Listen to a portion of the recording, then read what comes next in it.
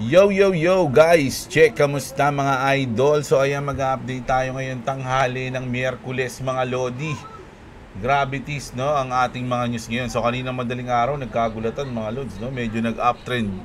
Marami nag-uptrend pero meron talagang mga nag-uptrend ng mas mataas. No? So ayun yung mga i-check natin ngayong araw mga idol.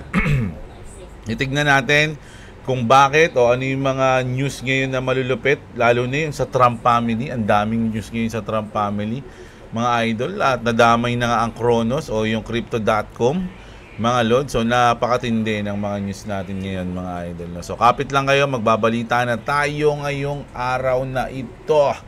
So grabe ang day natin.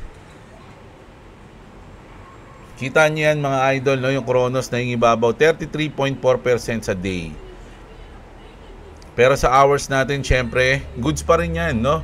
Grabe, nakita nyo mga Lodi, halos puro green pa rin tayo day and hour.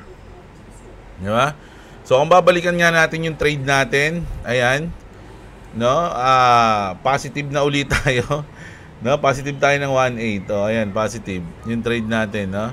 So sabi ko nga sa inyo mga idol, sakto yung ating triangle dyan, mga Lodi, ayan, no, na ang sa tingin ko nga maglalaro pa yan dyan, no?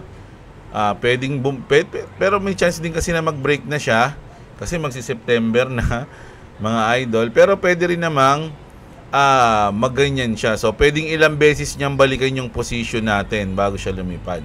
No, pwedeng ganun yung mangyari, no? Kasi sinabi ko to, nandito pa lang tayo mga idol eh. 'Di ba? Na gaganon-ganon 'yan. Oh, 'di ba? So medyo tumama naman kahit papaano, no, yung ating prediction, yung TA natin. Yung TA natin na probability na mangyari. So kanina, alas 3 kasi ito na madaling araw, syempre naghihilik pa ako nito, nananaginip pa ako niyan.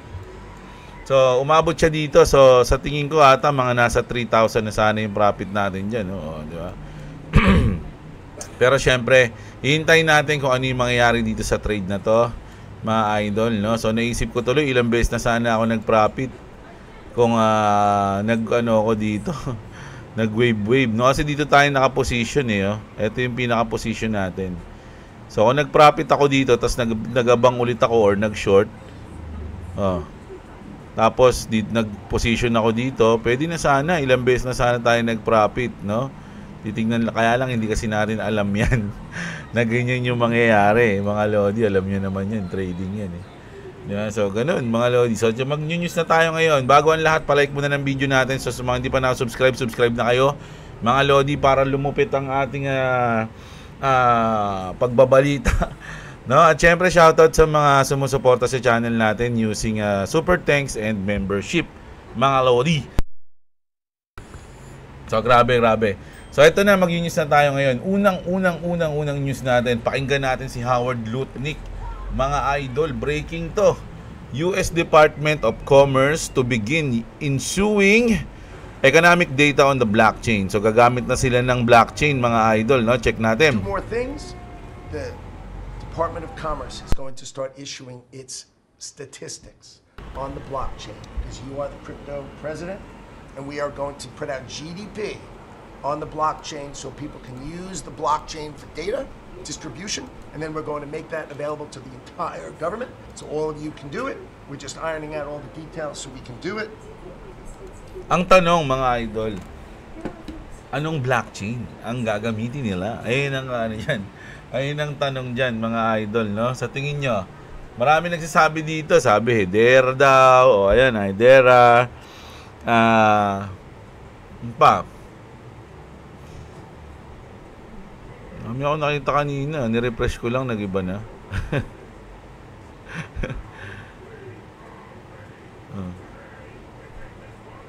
Pero overall mga idol, goods to mga Lodi, no? Tsaka tinanong ko rin si Grok eh. Ang unang niya agad sinabi, Ethereum. Hindi ko alam kung tama yung sinabi niya. Kumbaga, wala pa raw sinasabing kumbaga specific, pero kung pipili daw sila, ayun daw, no? Bitcoin, Ethereum. So, but nagtaka nga ako ba't ayun eh. So, wala. Ano lang. Boo! Gumawa lang ako. Boo! Sabi ko kaya, no? Kay Grok. Ayan. Tapos, eto mga Lodi. Nako, Alam niyo naman tong Trump token, yung meme coins na Trump, mga idol. Sabi dito ng Canary Capital has filed as an S1 with the SEC for a Trump ETF. Institutional capital keeps expanding across altcoins. Trump coins, hindi ko alam kung altcoins to, pero sa tingin ko meme coins lang to. So, wala akong nakikitang reason bakit kailangan nila mag-file ng ETF, no, ng Trump. Pero kung gusto nila, wala tayong magagawa dyan, no? At syempre, goods pa rin yan. Sabi nga ni Brad Garlinghouse, mga Lodi, maraming mag-a-apply ng ETF, babaha ng ETF, mga Lodi. So, titingnan na lang natin, goods yan, adoption yan. So, sabi nga dito ni IC News, so, is something kidding? Tingnan na lang natin, pero kung mangyayari man, goods, no? So, goods yan sa Trump coin, no? Speaking of Trump, nako, dito na yung news natin na una na to, tapos si Trump coin. Ito naman, Donald Trump Jr., si Unyor, mga Lodi, has invested, nako, ang laki naman, double-digit millions into crypto prediction platform Polymarket. Another major Trump family move tying politics directly to crypto. So, alam ang sa tingin kong ginagawa ng mga anak ni Trump ngayon, nagbi-build sila ng mga kaharian nila bago matanggal yung papa nila. Kasi si Donald Trump Sr. lang naman talaga yung parang pinakamatindi talaga eh. Kayang gumanap sa lahat. Kumbaga matindi siya, no? Iba siya sa mga anak niya. Once na matanggal si Donald Trump bilang presidente, etong mga anak niya mawawala na ng ng bilang din tong mga to, mga Lodi. Although mayaman, bilyonaryo sila, pero iba kasi sa US, mga idol, yung politics eh. No? So kaya nga sa tingin ko, hanggat maaga, nagbi-build na sila ngayon ng talagang para makita na hindi lang sila basta-basta din. Diba? Kasi once na matanggal papa nila, tas wala man lang silang nagawang malupit, wala silang bilang. Di ba? So ngayon, ito na, nag-invest, no, si Donald Trump Jr. Kaya lang, parang ang pros and cons, ang cons sa akin dito, mga Lodi, kasi prediction platform to. Baka magamit yung, syempre may mga bias yan sila, mga Lodi. Baka magamit yung platform, no, sa mga bias nila. So hindi natin alam. Kasi sila kasi publicly sila nagsasalita ng mga coins na gusto nila eh. 'Di ba, mga idol? Lahat ng mga token nila, publicly sinasabi nila kung ano. So, hindi katulad ng mga siguro yung may-ari ng Polymarket, ganyan hindi naman alam ng mga tao kung ano yung mga bias nila. Kayo alam, yung mga tao alam nila yung bias ng Trump family. So, baka magkaroon lang naman. Hindi ko naman sinasabing mangyayari talaga, no? Baka magamit lang yung platform para magkaroon ng bias, mga loads. Ganun lang yung naisip ko. Pwedeng mali ako, no? Ganun lang yun, no? So, ito. Another Trump, mga lodi. Si Eric Trump nag-post.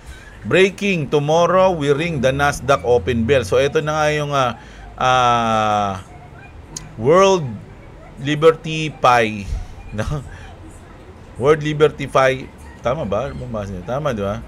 Yung WLFI. So, unlock process has started. Secure your position by moving tokens into the lockbox today.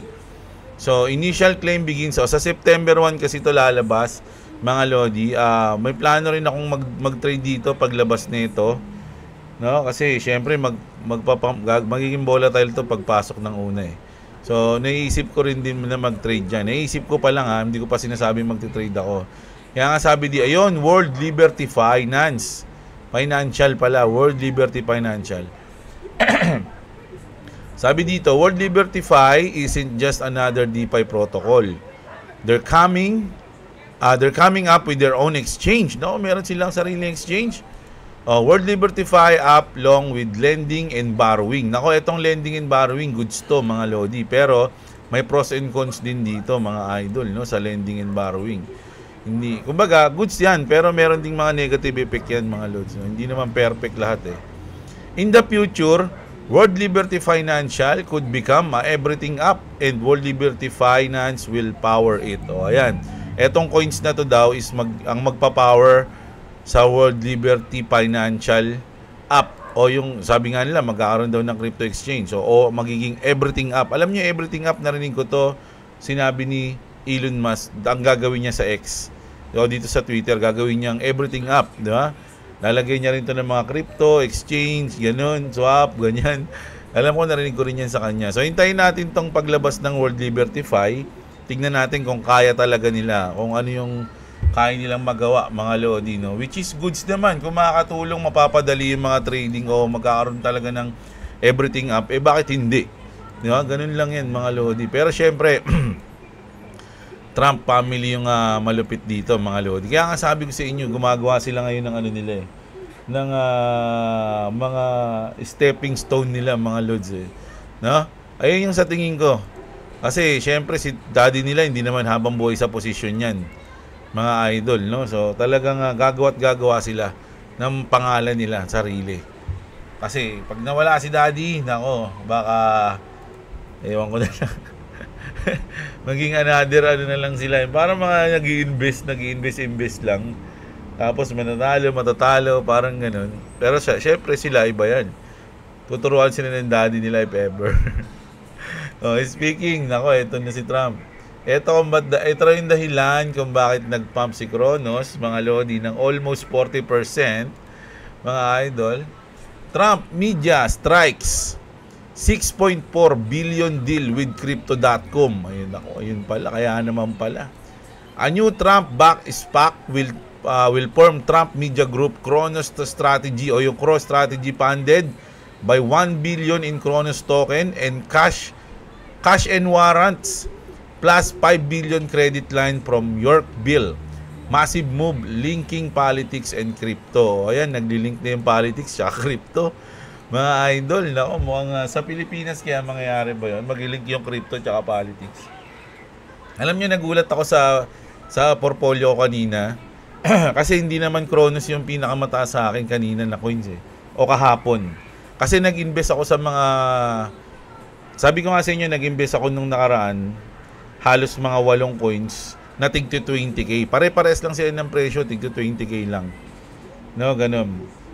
Nung nakaraan pa yun. So ngayon medyo may mga nag-pump, medyo may mga nag-stay lang sa 20k, naging 22 lang, 23. Nakaraan niya, nag-18 pa.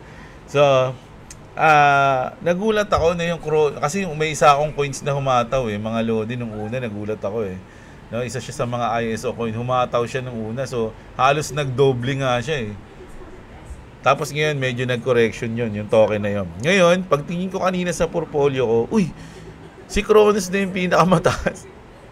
Nagulat ako, mga lodi, halos na siya 100+% kasi hindi lang naman siya ngayon tumaas Simula nang binili ko siya, medyo nag-uptrend na siya nun. So, halos yung puhunan ko sa kanya, medyo 100% plus na yun nangyari. Sabi ko, wow, ang galing ni Cronos Nagulat ako. Kaya pagtingin ko sa X, ito pala yung nangyari, mga idol, no? Nagkaroon siya ng si Trump, yung Trump media, mga lodi, medyo matindi yung ginawa, no? Nagkaroon ng magandang news, mga idol. So, goods na goods, syempre. Goods na goods sa atin yan, mga idol. Sana magtuloy-tuloy. No, hindi kasi alam niyo naman tayo, pag nag-pump yan, titignan lang natin yan. Hindi naman natin ipaprofit yan kasi hindi naman ngayon yung tamang plano ko ng time para mag-profit. Matagal pa. No? So, kung ano man mangyari dyan, mag-drop, mag-pump, titignan ko lang yan.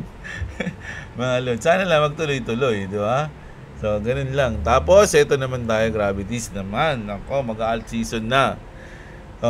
BlackRock just dumped BTC, mga idol. No? So, ngayon lang to, ay kahapon lang to, mga lodi. Na news. Millions in Bitcoin sold the past 10 hours as seen on Arkham. Are they gearing up to rotate into Ethereum, mga lodi? So, ayan. Sa tingin ko, alt season, napakalapit na, mga idol, no? Isipin nyo, bear months na tayo. Unti na lang. Ilang araw na lang, mga idol, bear months na.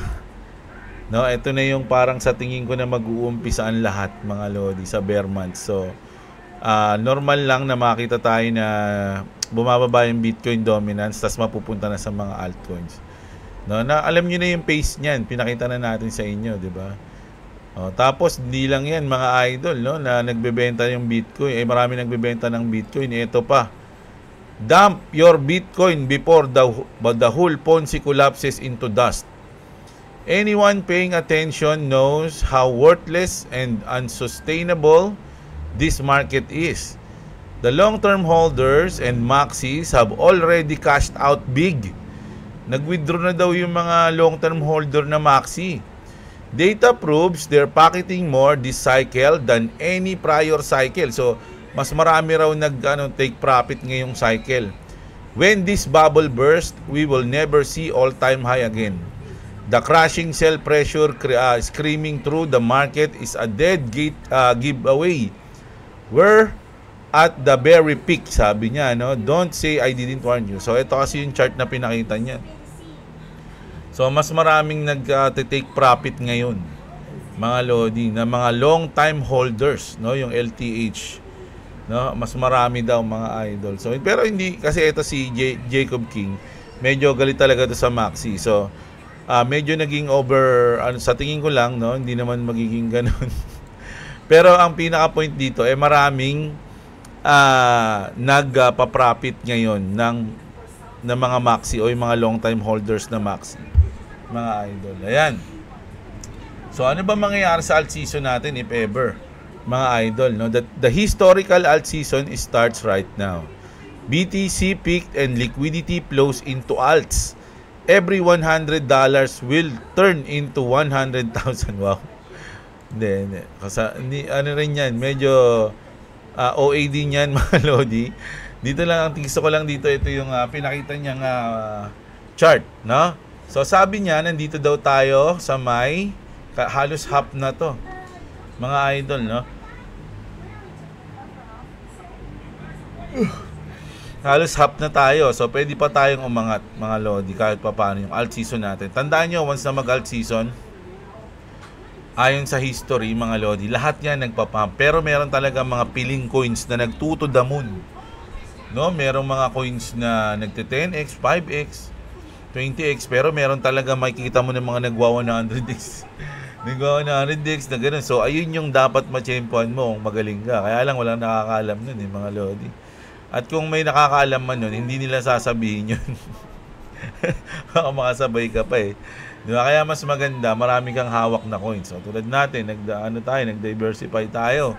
Medyo kinalat natin yung asset natin ng nasa 10 coins, no? So, kung sana meron man, sana nga lang, kasi halos milyon ang coins, mga lodi, ang token halos libo-libo yung nandito sa natin pero sana nga lang merong sa top 10 coins natin o sa coins na hawak ko na 10 medyo merong humataw ng konti, no? Yun lang yung ni-request ko.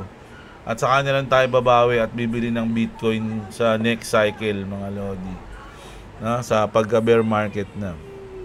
Ganun. Ganun yung iniisip natin dyan. Ito naman sa Chainlink. Nako, Chainlink kasi. Alam niyo yung mga Chainlink, talagang inaaway nila yung mga XRP. Hindi ko alam kung bakit. Gusto ko tuloy bumili ng Chainlink para hindi ako bias, no? Para hindi ako bias, bilhin na ako ng Chainlink. Para medyo kampi rin ako sa kanilang konti. Sabi dito ni Sergey, mga lodi, Sergey Nazarov, grabe, no? Parang kapangalan niya sa Tekken, si Sergey Dragunov, no? Follow ko nga Sergey. Gives his prediction for the future of crypto. Sabi niya rito, mga idol, our industry is gonna boom through the merging of the DeFi and TradFi. We're gonna be looking at tens of trillions of dollars in market cap. Grabe, tens of trillions of dollars. The majority of that will be a real-world asset like stable coins, tokenized funds, equities, and commodities. Ayun yung sinabi niya, mga lodi. So ako, sang-ayon ako sa sinabi niya, mga idol, na talagang magkakaroon yung adoption natin ngayon, mga lodi, yung pagtanggap ng mga tao sa crypto, bansa-bansa, iba-ibang bansa, US government, iba yung ngayon, mga lodi. Medyo sa tingin ko maganda yung hataw ngayon, mga lodi, parang 2017 ganun. Ito na naman yung mga Fun fact, Chainlink CCIP enables the transfer of data and value between blockchains. This enables the cross-currency, cross-chain settlement of tokenized asset and stablecoin. No bridge currency. So pag sinasabi kasi nila to, parang ang tinasabi nila, hindi gagamitin yung XRP, ganyan kasi bridge nga yung XRP, di ba? No bridge currency required, no? So ayun sinasabi nila ngayon, may mga sumasagot dito. Ito, sabi dito ni King Balex, SBI President and CEO said, sabi, no? XRP is not just another crypto. This is the wealth transferred of our generation. Did he say Chainlink, donkey? No. So, nagbabasagan yung, ewan ko, ako, hindi ako nang sumali dito, mga idol eh. No, kasi ako ngayon, nasa point ako ngayon na mas gusto ko na lang magbodega ng mga sa tingin ko magpapump na coins. Kaya nga itong Chainlink sa tingin ko, para hindi lang ako maging bias, bibili na lang kaya ako nito. Mga idol, no? Kahit 20k lang, Chainlink. No, para medyo, pag tumaas yung Chainlink, hindi rin ako malulungkot, di ba? Kasi syempre, kapag tumaas XRP, goods na goods tayo. Bad trip yung mga Chainlink boys. Ngayon, pag tumaas yung Chainlink, todo tayo mga Chainlink boys, bad trip yung mga XRP boys. Di mas maganda, magkaroon din ako ng Chainlink para kahit pa paano, masali man lang ako sa 0.5% ng Chainlink boys. Diba? So, yun na. Para mas maganda, hindi ka makikipag-away, no? So, iipon na lang ako para bumili akong Chainlink. Nag-iipon muna tayo. Meron pa namang ilang araw, mga lodi, bago mag-bear months Tsaka first week hindi natin sure kung ano na agad So titignan natin kung makakabili tayo ng Chainlink. Ito. XRP set records as fastest futures contract to hit 1 billion on CME Group. In just 3 months to, mga idol mga lodi, nag-set sila ng record as a fastest futures contractors or something, di ba? Ganun kalupit yan, mga lodi. Tapos ito, kilala nyo to si Da Vinci. Nag-post siya ngayon lang, mga lodi. Ay, kagabi. Mga idol. Tandaan nyo, itong si Da Vinci na to, How XRP. Si Da Vinci, galit to sa XRP. Ito yung, ito yung pinaka-Bitcoin maxi na nagsabi dati na XRP is going to zero. Pero ngayon, mga lodi, tignan nyo yung sinasabi niya dito, mga idol. It's gonna go to 4,761 this year. So XRP, we've just made a huge pump. Of course, you know what? It created some market structure, nice market structure, came up and created the W, and off it went. Perfect W action that you can see that this was for once in his lifetime not manipulation. This was probably manipulation down here, but this was not. This was actually market action. So with that said, or maybe they have just a better market maker than the one that did this down here, but whatever. So, with that said, right, what have we done? We've created a new high, right, local high, right, on XRP, and it looks like we're going to go a lot higher. Approximately, if we do the 1.618, that's 4,555, right, is the target. And that's why I think that it'll go slightly higher than that, right? That's why I'm thinking it's going to go like, the 4,000, 700-ish area before we see any kind of return back. Now, this is, of course, price. That means it's like approximately $5, right, in US dollars. I mean, Chilean pesos. So that's what I'm measuring it in Chilean pesos, since, most of you know that I came from Chile. Chilean pesos. 4,000 Chilean pesos pala, mga lord. XRP just made a massive move, and I might only be a beginning. A clean market structure, a perfect. Pagkano kaya itong 4,761?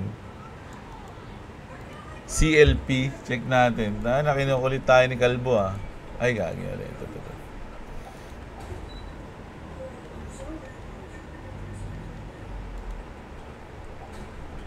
Grabe to.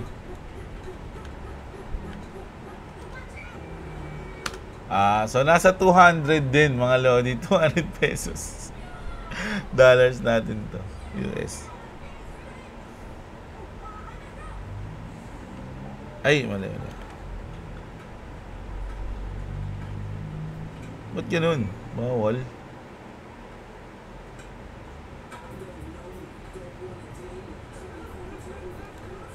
$4 lang pala mga lodi.